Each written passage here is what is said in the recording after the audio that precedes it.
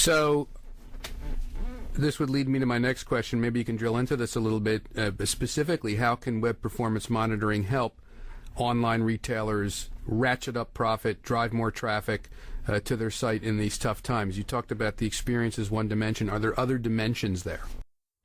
Well, I think, again, this comes back to the larger question of, what retailers count on their storefronts to do, and combining a quick, efficient, and accurate shopping experience with a site that is oriented toward converting shoppers, has features to build loyalty and deliver the company's brand essence is really critical.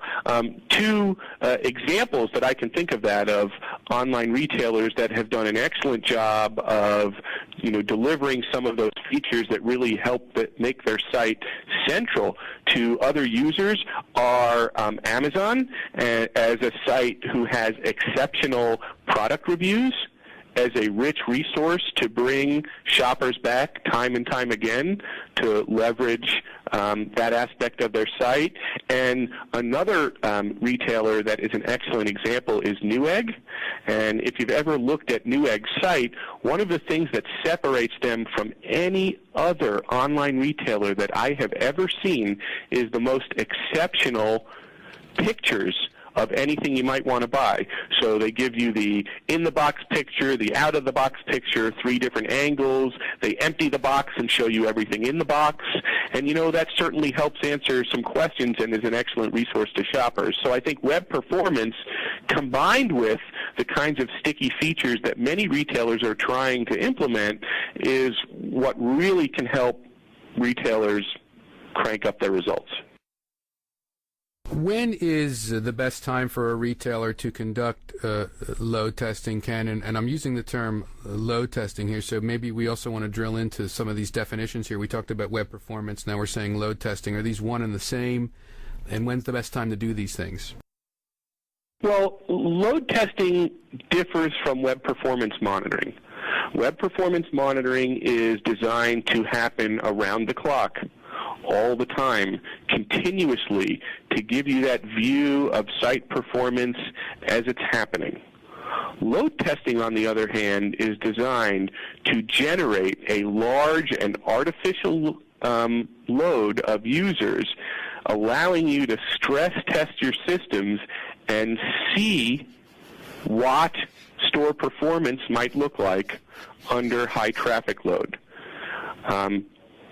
To prepare for the holidays, the best time for a store to conduct load testing probably was yesterday or now.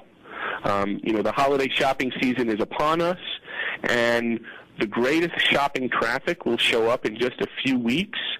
And I think the key question here for most storefronts to ask themselves is, do you know how your store will respond?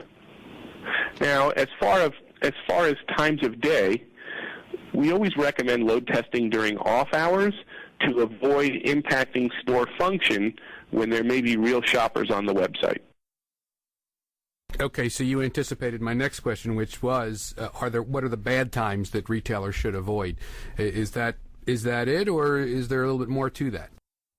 Well, I think the key is that, assuming you're testing your live production environment and not a QA or a QC environment, the most important thing to do, not the most important thing, but a very important thing to do is not to have an effect on the shoppers on your site while you're doing, readiness for the holiday season. So that's why of course, each store has its own business cycle and probably understands that based on other technologies that they're using like web analytics. But I always recommend load testing if it's against production store systems at a time when it would likely affect very few shoppers. Let's switch over to web monitoring, web performance monitoring. What are the features that you would recommend online retailers look for when implementing a web performance monitoring tool? Well, I believe that a proper website monitoring service will monitor and measure your site from the perspective of an actual web browser. And AlertSite's Deja Click monitoring solution is exactly that. In addition, I believe the ability to monitor from as many cities or points of presence or perspectives as is appropriate is meaningful, and AlertSite provides monitoring from as many as 40 worldwide locations. Another item is incredibly rich and detailed reporting that allow you to see every component of the web page as it's rendered in the web browser and what its performance characteristics are. For some online retailers, the entire shopping experience is served from their systems and product catalogs. For others, parts of that experience are delivered from third-party ad networks, from on-demand, store vendors who provide the complete back end. So I think being able to see how each participant's